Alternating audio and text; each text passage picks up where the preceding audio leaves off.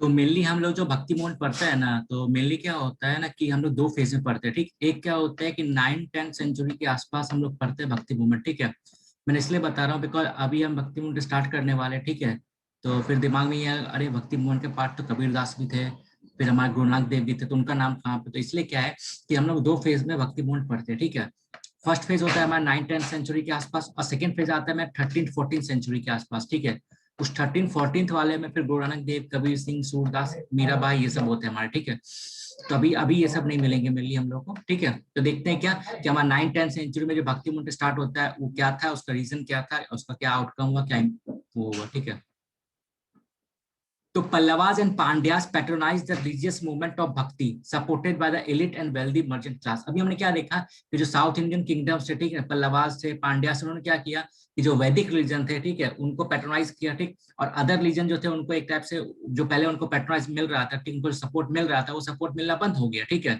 तो मतलब क्या, कहीं ना कहीं स्टेट ने जो हमारा वैदिक रिलीजन था, जो हमारा ब्राह्मणिज्म था, उसको सपोर्ट किया। ठीक है, तो Pallavas and Pandyas patronized the religious movement of Bhakti, supported by elite and wealthy merchant class. The local temple became the nucleus of this movement। तो हमने क्या देखा था कि मेनली पल्लवा, लास्ट क्लास में हमने देखा था ना कि पल्लवा के टाइम में दो टाइप का लैंड ग्रांट मिलता था हमारा। ठीक है, लैंड ग्रांट दो टाइप का होता था पल्लवा के टाइम में। एक होता था कि मेरा क्या, जो टेम्पल को मिलता था। ठीक है, एक होता था जो ब्राह्मण्स को मिलता था। ठीक है, जो टेम्पल्स को मिलता था उसको लोग क्या देव धाया बोलते थे, और ये ब्रह्म धाया बोलते थे इसको। ठीक, अब मेनली क्या देखो, अब मिल तो दोनों इंस्टीट्यूशन को अलग अलग रहा है, लेकिन क्या कि दोनों, ये जो टेम्पल है और ये ब्राह्मण से कहीं ना कहीं ये लोग इंटरलिंक तो कर ही रहा है ना। ये दोनों अलग अलग इंडिविजुअल तो है नहीं, क्योंकि अल्टीमेटली दोनों के बीच कुछ ना कुछ रिलेशन ही होगा। तो एक तरफ लोग ये मान सकते हैं कि जो टेम्पल होता था, मान लो टेम्पल को जो लैंड मिला, ठीक है, मान लो इतना लैंड मिल गया, ऐसा तो नहीं पॉसिबल होता है कि वो पूरा का पूरा लैंड एक तरह से बैरन लैंड हो। ठीक, बहुत बार क्या होता था, उसमें गांव वगैरह भी सब कुछ होता था। ठीक, तो मेनली क्या कि जो वहाँ का किंग जो होता था, वो मेनली अगर विलेज डोनेट कर रहा है ना, लैंड डोनेट कर रहा है, तो इसका मतलब ये होता था कि उस लैंड से मिलने वाला जो रेवेन्यू होगा वो टेम्पल का हो जाएगा, उसके ऊपर टेम्पल का अधिकार हो जाएगा। ठीक है, तो सिंपल सा बात है क्या कि टेम्पल का राइट्स हो गया उस लैंड के ऊपर, तो उस एरिया में कैसा एडमिनिस्ट्रेशन होगा, ठीक है, कैसा रेवेन्यू पॉलिसी होगा, कैसा टैक्स एडमिनिस्ट्रेशन होगा, सब कुछ कौन रेगुलेट कर रहा है, टेम्पल कर रहा है। ठीक, तो इसका मतलब क्या, रूरल एरिया के अंदर जो टेम्पल था वो न्यूक्लियस ऑफ एडमिनिस्ट्रेटिव और सोशियो पॉलिटिकल स्ट्रक्चर का एक सेंटर बन गया था। Is it clear? इसीलिए होता था क्या कि जब कोई अटैक होता था ना, तो टेम्पल पे अटैक किया था, बिकॉज कहीं ना कहीं एक उसका जैसे एग्जाम्पल, जैसे पहले क्या होता था, अगर मान लिया जाए कि अटैक होता है, ठीक है, राजा दूसरे को अटैक करता है, क्या करता है, उसका जो पॉलिटिकल या सोशल उसका प्लेस होता है ना, जो उसका सोशियो पॉलिटिकल स्पेस होता है, जो प्लेस होता है, उसके ऊपर अटैक किया जाता है। ठीक, जिससे उसका पावर स्ट्रक्चर को तोड़ दिया जाए। ठीक, अब क्योंकि टेम्पल जो था वो एक टाइप से क्या था कि रूरल एरिया के अंदर, उसका एक टाइप से रूरल एरिया के अंदर वो हमारा पॉलिटिकल और एडमिनिस्ट्रेटिव सेंटर था, इसीलिए किसी को भी अगर रूल करना होता किसी, इसलिए पहला अटैक किया होता था टेम्पल के ऊपर होता था। ठीक, क्योंकि वो centre of the political activity होता था रूरल एरिया के अंदर। यहाँ तक क्लियर है? अब हम लोग ये पढ़ेंगे भक्ति मोहन के बारे में, उसका सोर्सेस क्या क्या है हमारे पास। हाँ means inscribed on the wall bye temple, temple के दीवार के ऊपर जो स्क्रप्चर्स, जो मंत्र वंत्र जो लिखा हुआ है, जो श्लोक वगैरह लिखा है, वो उससे हम लोग को आइडिया मिलता है। ठीक, miniature sculpture in the temple, temple के अंदर जो मिनिएचर के स्कल्पचर, उससे मिलता है। Painting in the temple, temple के अंदर जो पेंटिंग वगैरह, उससे हम लोग को आइडिया मिलता है कैसा डेवलपमेंट हुआ। Brahmanism based on caste system was prominent during the post Vedic period. ठीक है, तो हमने क्या देखा था, एक छोटा सा भक्ति मोहन टाइप तो नहीं बोल सकते, लेकिन छोटा सा क्या था कि एक मूवमेंट हमारा हुआ था जिसमें कि जैनिज्म और बुद्धिज्म का इमर्जेंस हुआ था आफ्टर पोस्ट वैदिक पीरियड। ठीक, उस टाइम रीजन क्या था, उस टाइम रीजन क्या था कि ब्राह्मणिज्म रिलीजन के अंदर जो जो उसका मतलब एक टाइप से जो वर्ण सिस्टम था, ठीक है, और सब भी जो इम्प्योरिटीज था या फिर जो और सब भी ड्रॉबैक था, उसी कारण क्या था, लोगों को एक अल्टरनेटिव चाहिए था, बिकॉज लोग कहीं ना कहीं खासकर थर्ड और फोर्थ वर्ण के जो लोग थे वो एक अल्टरनेटिव खोज रहे थे। आप बुद्धिज्म और जैनिज्म के अंदर उनको इक्वलिटी मिला, इसलिए उन्होंने उस चीज को अडॉप्ट किया, दोनों हाथों से ग्रैब किया। ठीक ना, क्योंकि वो ना वो इम्प्योरिटीज था, ठीक है, जैसे एंटेसिबिलिटी हो गया, ठीक है, उसका वर्ना सिस्टम ये हो गया। ठीक, तो ये सब प्रॉब्लम था उसमें।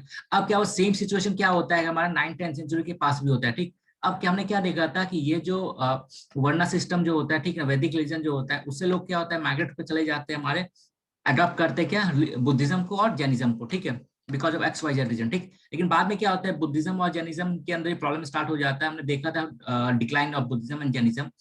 ठीक है, तो उसके बाद क्या होता है, लोग फिर ब्राह्मणिज्म जो होता है अपना खुद को रिफॉर्म करता है। ठीक है, रिफॉर्म करता है, तो फिर तो इजी बनाता है तो लोग फिर उसको अडॉप्ट करना स्टार्ट करते हैं, प्लस स्टेट का सपोर्ट भी उसको मिलता है, ठीक है।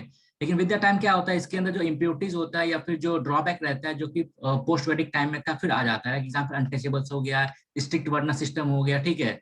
ये सब चीज जो ऑलरेडी हमने अनटचेबल्स का प्रॉब्लम हो गया, उसे हम ऑलरेडी देखा है, ठीक है।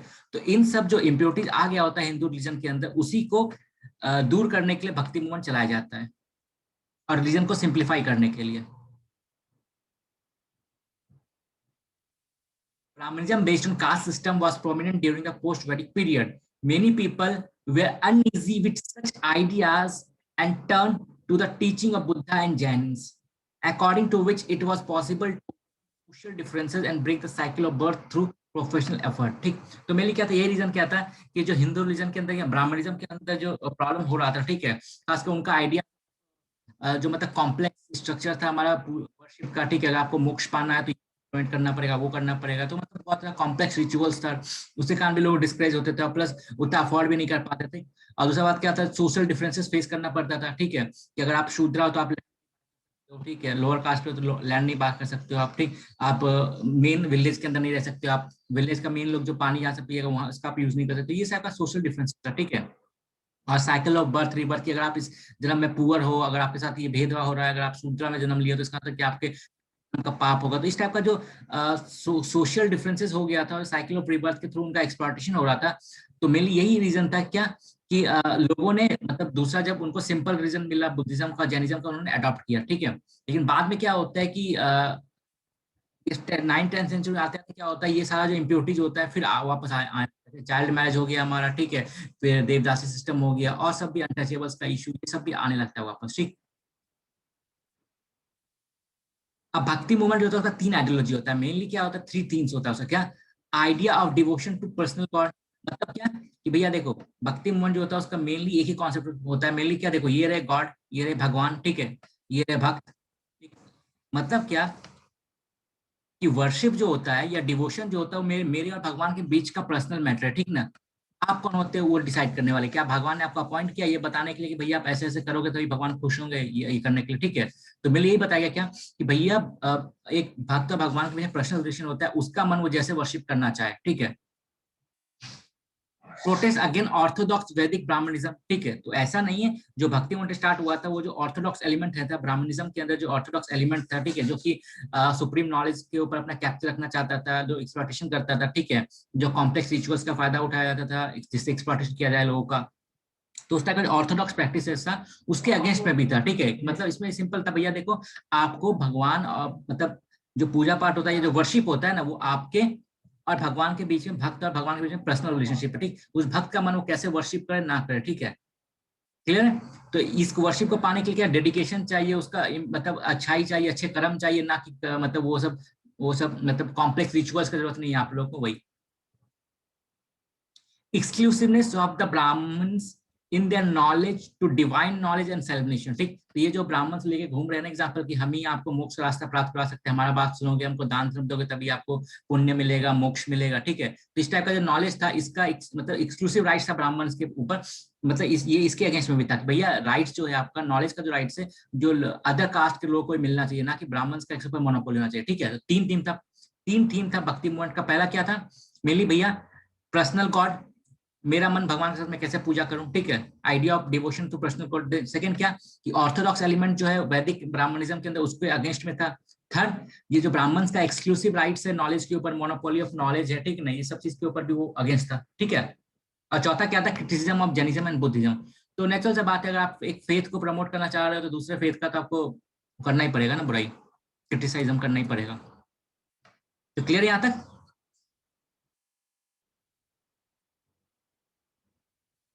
ठीक है, चलो आगे बढ़ते हैं। अब क्या होता है भक्ति मूवमेंट के टाइम में आर्ट एंड आर्किटेक्चर का कैसे डेवलपमेंट हुआ ये देखो। अब सिंपल सा बात है, भक्ति मूवमेंट के टाइम में क्या है कि लोगों ने प्रमोट किया, ठीक है, एग्जांपल अपना रिलीजन को प्रमोट किया, सिंपलिसिटी को प्रमोट किया। तो नेचुरल सा बात है, प्रमोट करने के लिए उस समय कोई सोशल मीडिया हैशटैग ट्विटर तो था नहीं, तो लोग क्या करते थे, गा वा के आपस में झुंड बना के गाते थे वगैरह वगैरह करके वो होता था। जिससे कारण क्या हुआ कि अल्टीमेटली बहुत सारे सॉन्ग्स का डेवलपमेंट उस टाइम हुआ, जो इवन आज के टाइम में यूज होता है हमारा। Originating with folk dancing, choreography of temple dancing, became highly sophisticated and complex display of religious theme, ठीक ना। तो religious theme जो था उसको सिंप्लीफाई करके क्या डांस के थ्रू एक्सप्रेस किया गया, ठीक, डांसिंग के थ्रू किया गया, फोक म्यूजिक के थ्रू किया गया, फिर टेम्पल डांसिंग के थ्रू प्रमोट किया गया, ठीक है। From the Pallava period onward, trained group of dancers were maintained by the more prosperous temple, ठीक है। तो मेनली क्या जो टेम्पल्स हुआ करते थे ना, वो अपना एक मतलब पर्सनल क्या कहते हैं उसको, ड्रामा टीम ही टाइप से अपना रखते थे, ठीक है। ड्रामा आर्टिस्ट ही मेंटेन करते थे, जो टेम्पल का डांसिंग वगैरह हो, क्योंकि इंटरटेनमेंट का कोई और सोर्स होता नहीं था। तो साल भर का मेला लगना या फिर मंथली मेला लगना, ठीक है, इस टाइप से होता था। तो मेनली टेम्पल के अंदर डांसर वगैरह होते थे, तो वही उसमें एक टाइप से परफॉर्म करते थे, जिसका थीम एक रिलीजियस थीम हुआ करता था। लाइक मोस्ट फेमस होता था क्या, वही कृष्णा, उसका रासलीला वाला थीम होता था। देखेंगे आगे। Classic scene from Puranas itihas where sculpture on the wall of the temple in bronze and stone, ठीक है। तो इन सबको गुदवाया गया था। Artist were attached to the temple with stage patronage in order to promote the fine art like music, dance and others, ठीक है। तो टेम्पल जो थे वो मतलब राजा लोग भी टेम्पल्स को ये देते थे, अपॉइंट करते थे वहां पर, ठीक है, डांसर्स को, म्यूजिशियन को और अदर आर्टिस्ट को। और प्लस टेम्पल जो मोर प्रॉस्परस होता था, जिसके बाद अफोर्ड कर सकते थे जो टेम्पल लोग, वो भी क्या होता था, अपना पर्सनल म्यूजिशियन, डांसर और अदर्स जो आर्टिस्ट होते थे उसको हायर करते थे, ठीक है, पेट्रोनाइज करते थे टेम्पल भी। Religious hymns set to music were popularized by Tamil saint and the singing of this hymn became regular feature of the temple rituals, ठीक है। तो जो गाना वाना लिखा गया इस टाइम में, तो टेम्पल्स का मतलब रिचुअल्स का एक अभिन्न अंग बन गया। क्लियर है यहाँ तक? अब देखते हैं bhakti cult. Bhakti was accepted as the mean to attain moksha along with karma, ठीक है। तो मतलब क्या कि आपको मुक्ति मिलेगा, वो मुक्ति आपको पूजा पाठ से नहीं मिलेगा, वर्शिप से नहीं मिलेगा, आपको मुक्ति मिलेगा अपने कर्मा से मिलेगा, ठीक है। तो भक्ति मूवमेंट ने ये स्टैब्लिश किया कि भैया ये जो मतलब ब्राह्मण्स कह रहे हैं कि भैया आप ये रिचुअल्स फॉलो करो तो आपको मुक्ति मिलेगा, ये ठीक ना, ये मिलेगा, ये मिलेगा, इसका जरूरत नहीं, ये सब झूठ है, ठीक है। मेनली क्या आपको मुक्ति, आपको जो मोक्ष मिलेगा डिपेंड करता है आपके कर्मा के ऊपर। Development of this cult took place in south India. Start कहां से हुआ था? साउथ इंडिया से हुआ था, बिकॉज स्टेट ने भी थोड़ा सपोर्ट किया था। Development of this cult took place in south India when the Nananas and the Alvars moved against the rules propagated by the Buddhist and Jain scholars and professed ultimate devotion to God as the means of salvation, ठीक ना। तो mainly क्या था कि south India के अंदर क्या था, बुद्धिज्म और जैनिज्म का बहुत ज्यादा दबदबा बढ़ रहा था, ठीक है। तो मेनली क्या था, इसलिए उसके अगेंस्ट भी ये मूवमेंट स्टार्ट हुआ था मेनली कि नारायण मेनली हो गया शिव का, अलवार हो गया विष्णु का, ठीक है। तो मेनली जो बुद्धिस्ट और जैनिक स्कॉलर्स थे उनके अगेंस्ट में स्टार्ट हुआ था। People were no longer satisfied with a religion which emphasized only on ceremonies, ठीक ना। तो लोग जो थे उस टाइप के लैंग्वेज से, मतलब उस टाइप के रिलीजन से बिल्कुल सेटिस्फाइड नहीं थे, अनसेटिस्फाइड थे लोग जो थे उस टाइम में, ठीक है ना। प्रेजेंट जो सिस्टम था रिलीजियस का, जहां पर सब कुछ डिपेंड कर रहा है आपके रिलीजियस सेरेमनी के ऊपर, वर्शिप के ऊपर, आप कितना दान पुण्य धर्म ये सब कर रहे हो, इसके ऊपर डिपेंड कर रहा है। तो लोग इस टाइप के सिचुएशन से या इस टाइप के रिलीजन से बहुत ज्यादा अनसेटिस्फाइड थे। The cult is the combined result of the teaching of various saints। तो भक्ति मूवमेंट को प्रमोट करने के लिए बहुत सारे सेंट ने इंपॉर्टेंट रोल प्ले किया, ठीक ना। तो जो एक टाइम में उस समय का सोसाइटी में क्या था कि उस टाइम की सोसाइटी में क्या था, लोग अनसेटिस्फाइड थे उस टाइम की प्रेजेंट रिलीजियस सिचुएशन से कि भैया सब कुछ आपको मोक्ष चाहिए, बस सब कुछ डिपेंड कर रहा है आपके दान धर्म पुण्य के ऊपर, ठीक। तो मतलब इसके हो ये रहा है ना अल्टीमेटली क्या कि भैया आप वो करोगे नहीं करोगे, आप मोक्ष मिलेगा नहीं मिलेगा, डिपेंड कर जाता है आपका इकोनॉमिकल सिचुएशन के ऊपर अल्टीमेटली, ठीक है, क्लास के ऊपर। क्योंकि जो रिच है वो तो आप आराम से अफोर्ड कर सकते हैं दान पुण्य सब, जो पूरा अफोर्ड नहीं कर सकते, ठीक है। तो मेनली क्या था कि इसीलिए क्या हुआ कि भक्ति मूवमेंट जो स्टार्ट हुआ उसने सबसे पहला काम ये किया भैया, उसने ये स्टैब्लिश किया भैया आपका सल्वेशन जो आपको मिलेगा, जो मोक्ष मिलेगा, डिपेंड करता है कर्मा के ऊपर, ना कि आपके वर्शिप के ऊपर। और भगवान जो होता है वो रिलेशन जो होता है डायरेक्टली अपने भक्त के साथ होता है। तो भक्त और भगवान के बीच का रिलेशन होता है वर्शिप का, तो उसका मन वो जैसे करना चाहे, तो इसमें थर्ड पर्सन का जरूरत ही नहीं है। हाँ, each of them had their own view, ठीक है। बहुत सारे सन्स उस समय निकल के आए, सबका अपना अपना व्यू था, ठीक है। But the ultimate basis of the cult was a general awakening against useless religious practice and unnecessary strictness, ठीक। मतलब क्या था, बहुत अलग अलग भक्ति संत निकल के आए, ठीक ना, सबका अपना अलग अलग व्यू था, ठीक है। लेकिन सब में एक चीज कॉमन क्या था कि सब लोग चाहते थे सोसाइटी के अंदर जागरूकता आए, ठीक है। और किसके अगेंस्ट में आए जागरूकता, जो यूजलेस रिलीजियस प्रैक्टिसेस है उसके अगेंस्ट में जागरूकता आए, जो ऑर्थोडॉक्स एलिमेंट है वो एक सोसाइटी से गायब हो, उसका एलिमिनेशन ऑफ सोसाइटी से, और जो अननेसेसरी स्ट्रिक्टनेस लगा हुआ है ना वो सबको खत्म किया जाए।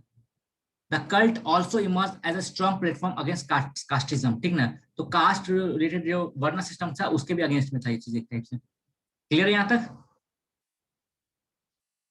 हेलो? हेलो? ठीक है। तो अब देखते हैं क्या दो टाइप के मेनली सन्स निकल के आते हैं। दो मतलब भक्ति मोहन के टाइम में जो सन्स होते हैं ना हमारे सेंस, तो मेनली दो कैटेगरी में उनको डिवाइड कर सकते हैं। एक होते हैं क्या नारायणास, एक होते हैं अलवार्स।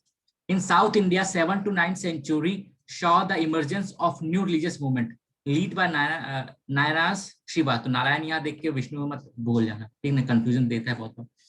तो नारायण हो गया शिवा के भक्ति सेंट, और ये अलवार्स हो गया विष्णु के, ठीक है। Who came from all cast including those consider untouchable. तो ये जो संत निकल के आते हैं मतलब भगवान विष्णु और शिवा वाले, ठीक है। तो मेनली क्या था, ये सभी कास्ट से बिलोंग करते थे, इवन अनटचेबल्स ग्रुप से बिलोंग करते थे। सिंपल सा बात है कि अगेंस्ट कास्टिज्म होगा ये लोग, ठीक है, प्लस जो प्रेजेंट सिस्टम था उसके अगेंस्ट में होंगे। मतलब ये थोड़ा सा इंक्लूसिव मूवमेंट बोल सकते हैं टाइप से। They were sharply critical to the Buddhist and Jainism. ये इंपॉर्टेंट फीचर, इसको मेमोराइज कर लेना थोड़ा सा। They inspired from the ideals of love and heroism as found in the Sangam literature, जो कि हमारा 2 सेंचुरी बीसी से लेकर 1 सेंचुरी बीसी तक के बीच में लिखा गया था हमारा, ठीक है। 1 AD तक लिखा गया था, 1 सेंचुरी AD तक हमारा, ठीक है। तो संगम लिटरेचर के अंदर जो लव एंड हीरोइज्म का जो पोएम लिखा होता है, जो आइडियल्स लिखा होता है, उससे इंस्पायर्ड होते हैं ये लोग। Between the 10th and 12th century, the Chola Pandya king building elaborate temple, ठीक है, strengthening the link between Bhakti tradition and the temple worship। तो बहुत सारे टेम्पल का डेवलपमेंट करवाते हैं, जिससे कि पता चलता है भक्ति मूवमेंट जो है वो उसका और टेम्पल वर्शिप के साथ इंटरलिंक हो जाता है। तो एक बोल सकते हैं कि स्टार्ट किसी और मोटिव से हुआ था, लेकिन बाद में ट्रेडिशन किसी और मोटिव में चले जाता है। स्टार्ट हुआ था ये एस्टेब्लिश करने के लिए क्या, कि भक्ति is all about personal worship with the God, personal relationship with the God, ठीक। लेकिन बाद में क्या होता है कि कहीं ना कहीं उसको टोटल ऑल ओवर मतलब उसको सपोर्ट करने के लिए स्टेट टेम्पल बनाता है। अल्टीमेटली क्या होता है, जो पर्सनल वर्शिप चाहता है कि भैया ये रहा भगवान, ये रहा बंदा, ये रहा पर्सन, ठीक है। अब मतलब क्या इनके बीच में रिलेशन स्टेब्लिश करना चाहता है, सिंप्लीफाई हो जाए। लेकिन बाद में क्या होता है, टेम्पल वगैरह बहुत एलिवेट हो जाता है। मतलब क्या कि स्टार्टिंग तो ये करता है भैया अपने पर्सनल लेवल पे आप करो, लेकिन बाद में क्या होता है अल्टीमेटली वही कि ट्रेंड स्टेब्लिश हो जाता है कि आपको अगर जाना है भगवान से मंदिर में, इस टाइप से ट्रेंड स्टेब्लिश हो जाता है। और उस टाइम में टेम्पल वगैरह बहुत ज्यादा बिल्डिंग होता है, तो ये ट्रेंड भी मतलब एक टाइप से सोसाइटी के अंदर मैसेज चले जाता है। तो मतलब क्या मोटा मोटी मान सकते हैं क्या कि इस टाइम के पहले पहले क्या आता है कि मेनली गुप्तास के पहले और इवन साउथ के अंदर देखा जाए तो ये इस 10th सेंचुरी के पहले, ठीक ना। लोग उस समय पूरा वैदिक रिलीजन को फॉलो करते थे, ठीक है। लेकिन क्या कहते हैं उसको, टेम्पल वर्शिप या फिर जो क्या कहते हैं उसको, इमेज वर्शिप लार्जली अपसेंट था। वो तभी स्टार्टिंग हो पाया जब मेरा टेम्पल बिल्डिंग इतने लार्ज स्केल पे स्टार्ट हुआ, ठीक ना। गुप्ता पीरियड के बाद नॉर्थ इंडिया के अंदर, और लगभग ये चोला और मतलब ये पल्लवा पांड्या के बाद हमारा साउथ के अंदर। और सबसे इंपॉर्टेंट जो इस टाइम के संत थे हमारे, वो थे आदि शंकरा, ठीक। वो केरला से थे। हिज न्यू डॉक्ट्रिन माया इल्यूजन, उन्होंने एक डॉक्ट्रिन दिया, डॉक्ट्रिन ऑफ माया, ठीक ना। उनका ये कहना था कि held debate with his counterpart from the different sect of reason and over, ठीक है। जो उनका थ्योरी क्या था, अद्वैत का, नॉन ड्यूअलिज्म का, मतलब सच्चाई एक ही है, ठीक है। मतलब वही कि आत्मा और मतलब परमात्मा अलग अलग नहीं है, दोनों एक ही है, वेदांत और ये। His attempt to root out Buddhism and to establish mathas resulted in the establishment of monasteries in different places। तो मेनली क्या होता था, उन्होंने बुद्धिज्म को रूट आउट करने के लिए बहुत ज्यादा इंपॉर्टेंट काम किया, ठीक है। और अलग अलग जगह पे मठास बनाया, ठीक है। आज जो हम लोग हिंदू रिलीजन के अंदर पढ़ते हैं, 4 टाइप का मठास है मेरा। श्रीनगर में, द्वारका में है, बद्रीनाथ में है, पुरी में है, तो वही आदि शंकरा ने बनाया था। तो his attempt to root out Buddhism and to establish mathas resulted in his establishment of monasteries in different places. Shankara looked upon Shiva and Vaishnava worship as two equally important aspects of Vedic religion. तो दोनों को equal तरह से इन्होंने देखा। Monastic organization and preservation of Sanskrit sculpture were the two contribution of the Shankara, ठीक ना।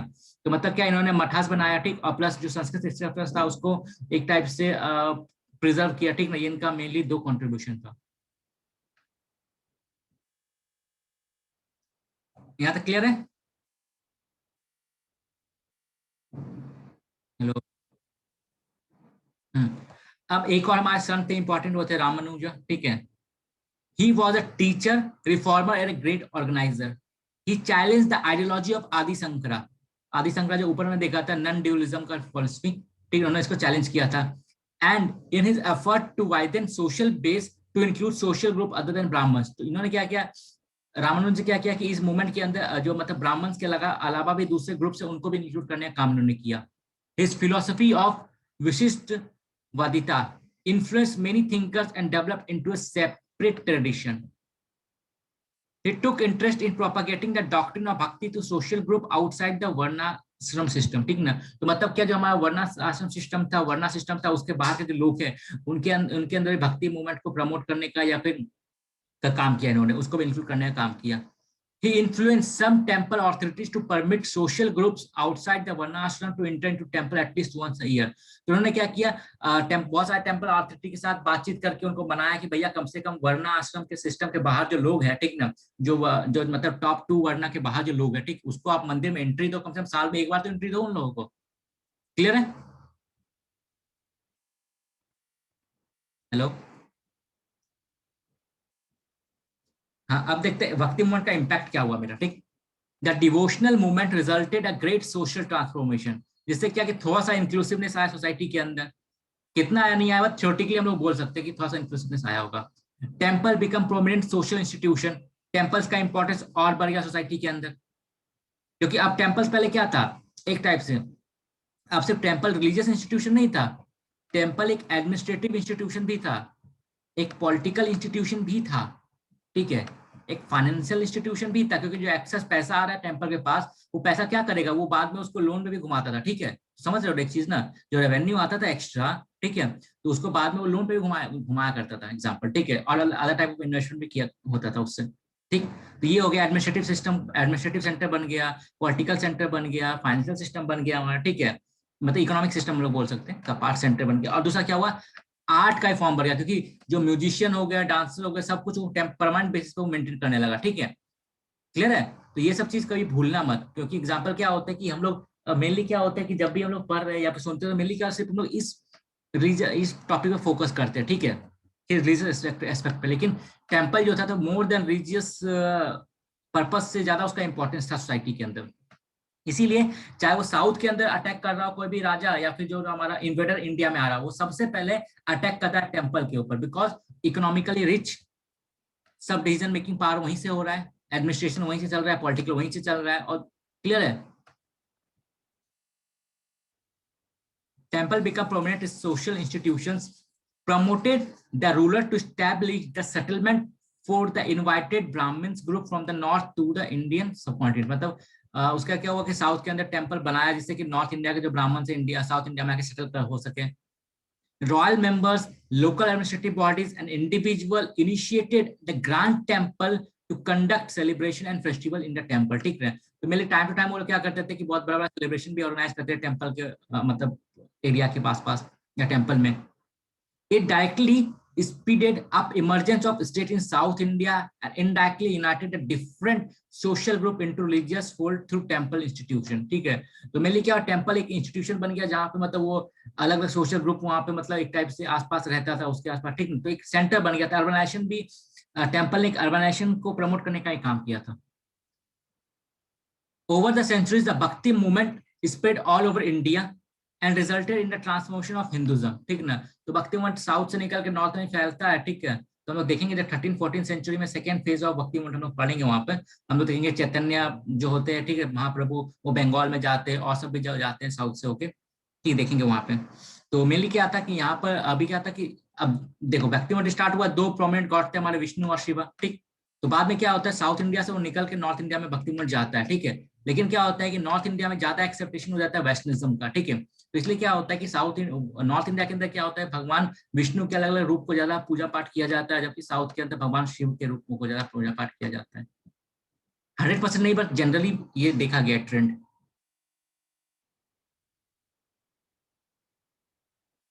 हाँ. हाँ, वो दोनों दोनों का ऊपर देखा ना हमने यहाँ पर अभी, कि मतलब उन्होंने दोनों को इक्वली माना था. Looked upon Seva and Jainism, Seva and Vaishnavism worship as a two equally important aspect of the Vedic religion. तो कंक्लूजन देख लेते हैं। Development in south India took place during this time facilitated the fusion of north India and south India. अब देखो क्या हो रहा है, पहला तो क्या हो रहा है कि हम लोग साउथ के देखो क्या रहा है कि राजा लोग यहाँ पे टेम्पल वगैरह बनवा के उस पर ऊपर से नॉर्थ से ब्राह्मण्स को इनवाइट करके यहाँ पे बसा रहे हैं उनको, ठीक है। अब उसका क्या था कि साउथ इंडियन सोसाइटी उतना रिलीजियस था नहीं, लेकिन क्या होता है कि ये जो 9th-10th सेंचुरी पास इवन भक्ति मुन के बाद जो होता है, जब ये टेम्पल बिल्डिंग काम स्टार्ट होता है चोला, ये हमारा चालुक्य के बाद से, ठीक है। उसके बाद क्या होता है, नॉर्थ और साउथ में एक फ्यूजन, एक कॉमन चीज आना स्टार्ट हो जाता है, रिलीजियस बॉन्डिंग बनना स्टार्ट हो जाता है, ठीक है। Development in South India that took place during this time facilitated the fusion of North India and South Indian tradition and paved the way for the evolution of composite Indian culture. Clear है? यहाँ तक clear ना? ठीक है, तो हमारा ये भक्ति मंडप अभी स्टार्ट हो खत्म हो गया, ठीक है। इसमें फिलहाल इतना ज्यादा नहीं है, जो आएगा सेकंड फेज जो आएगा ना, उसमें हम लोग को ज्यादा पढ़ना पड़ेगा, जो कि मुगल के टाइम पीरियड के आसपास आता है।